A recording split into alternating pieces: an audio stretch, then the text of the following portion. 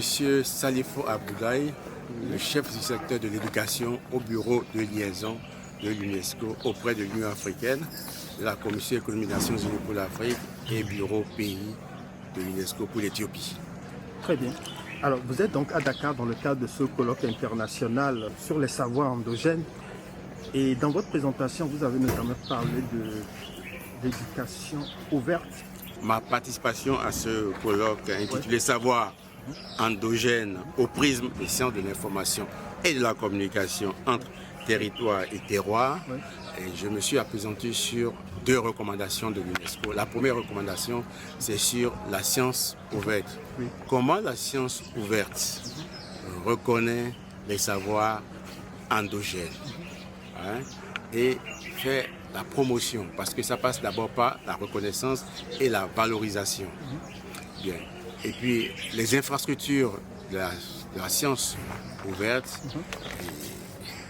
participent bien sûr à la mise à disposition de l'information scientifique et technique, des savoirs à la disposition de tous, et que ces savoirs-là soient utilisables et réutilisables aussi. Vous voyez un peu. Donc c'est un enjeu primordial pour ce colloque parce que beaucoup ne connaissent pas la recommandation de l'UNESCO sur la science ouverte. Donc les enjeux... Expliquez déjà, voilà. C'est quoi la science ouverte? Non, en fait, la science ouverte, en un mot, ce sont des infrastructures de la connaissance, d'accord? Et ce sont les informations scientifiques et techniques qui sont mises à la disposition des chercheurs, des étudiants.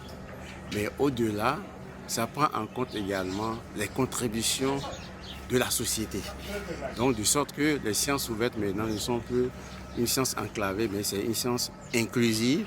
Hein, la contribution, par exemple, comme on dit, il y a des savoirs endogènes avec les acteurs, le secteur privé et tout ça. Donc, ça fait partie, les ONG aussi contribuent à la promotion de la science.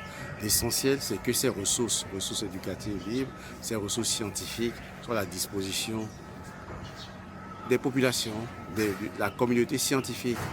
Mais au-delà, ce qu'il faut retenir, c'est que la science ouverte repose beaucoup sur Internet. Or, nous savons que la population, le monde compte aujourd'hui 8 milliards d'habitants, et sur les 8 milliards d'habitants, on retrouve environ 1,4 milliard en Afrique, et nous avons autour de 500 millions d'Africains qui ont accès à l'Internet. Donc il y a vraiment un défi majeur, c'est-à-dire qu'il y a une fracture digitale, mais je dirais maintenant là, qu'il y a un fossé intelligence artificielle également, qui est venu se greffer. Donc il faut que, par exemple, faciliter l'accès à Internet, faciliter l'accès à l'électricité, d'accord, et maintenant renforcer les compétences. Je dirais tout simplement que nos États ont intérêt à traduire dans leur politique publique la recommandation sur la science ouverte. Ça, c'était vraiment le premier aspect de ma communication. Pourquoi la science ouverte est-elle si importante pour la communauté scientifique aujourd'hui? Deuxième aspect, c'est que j'ai abordé la recommandation de l'UNESCO sur l'éthique de l'intelligence artificielle. Oui, très bien. Et sur l'éthique de l'intelligence artificielle, j'ai rappelé que cette recommandation-là, d'accord, qui a été adoptée par 193 pays en 2021, d'accord, en novembre 2021. Donc, cette recommandation promeut une intelligence artificielle éthique, d'accord, basée sur les droits de l'homme, d'accord. Et cette intelligence artificielle-là passe aussi par une évaluation de l'éthique de l'intelligence artificielle. Chaque fois qu'on veut mettre en place un système d'IA, on doit veiller à passer par une évaluation éthique de l'intelligence artificielle. Ça, c'est aux Africains, ça. Non, de mondial. IA qui viennent d'ailleurs. Non, mondial, hein. Oui. C'est mondial, parce que c'est une recommandation mondiale. C'est le premier test normatif mondial que les États membres ont adopté. Deuxième point, c'est que cette recommandation-là appelle les États membres à effectuer une évaluation environnementale des systèmes d'intelligence artificielle pour que ces IA-là puissent utiliser des technologies renouvelables, basse consommation d'énergie. Et puis, Troisième élément très important, la recommandation invite les États membres à réaliser une évaluation basée sur le genre. Attends, minute. Tu es en train de nous dire que tu es arrivé aux États-Unis il y a à peine 3 mois sans savoir dire un mot d'anglais? Yes. Chaque fois qu'on veut mettre en place un système d'intelligence artificielle, bien entendu, il y a la protection donc, des données, par exemple. En parlant de sciences ouvertes, ça veut dire que voilà, les chercheurs ne doivent plus avoir le monopole sur la connaissance. Voilà, on parlait de... Bon, déjà rappelons, quand on parle de sciences ouvertes, c'est que l'Afrique compte environ 1 à 3% de la production scientifique mondiale, ce qui est faible, ce qui est véritablement faible par rapport aux 17% au niveau mondial. D'accord? Premier point. Deuxième point, il faut faciliter l'accès au savoir à tous. Et que cet accès-là ne soit pas payant. En fait, c'est ça le fondement même de la science ouverte. D'accord? Et qu'à partir de ces connaissances scientifiques, on puisse les transformer, les réutiliser. Voilà ce qui importe. Maintenant, comme je l'ai dit, la science ouverte reconnaît les savoirs autochtones, les savoirs locaux, les savoirs des communautés. Et ce qui nous renvoie effectivement à notre colloque sur les savoirs endogènes.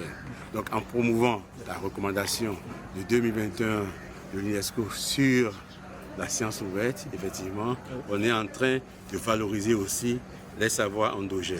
Voilà. Justement, à l'entame de votre communication, j'ai entendu quelques chiffres. J'ai capté notamment le chiffre de 100 000 docteurs dont l'Afrique aurait besoin pour...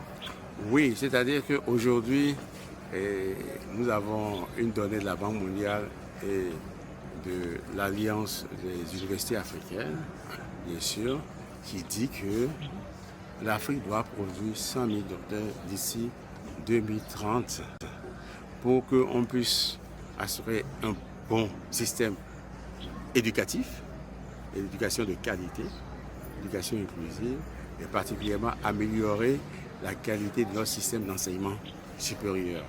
Et ça, je l'ai dit. Deuxièmement, deuxième chiffre que j'avais donné, c'est-à-dire que l'Afrique investit moins de 0,60% de son produit intérieur brut dans la recherche scientifique. Et là aussi, c'est une faiblesse, parce que c'est pour ça que aussi notre recherche scientifique elle est faible. À partir du moment où l'investissement dans la science, la recherche et développement, l'investissement est faible, c'est tout à fait normal qu'on ait par exemple des gaps en termes de production de docteurs, d'accord, des gaps en fonction de production de chercheurs dans l'information, dans la science, dans la technologie.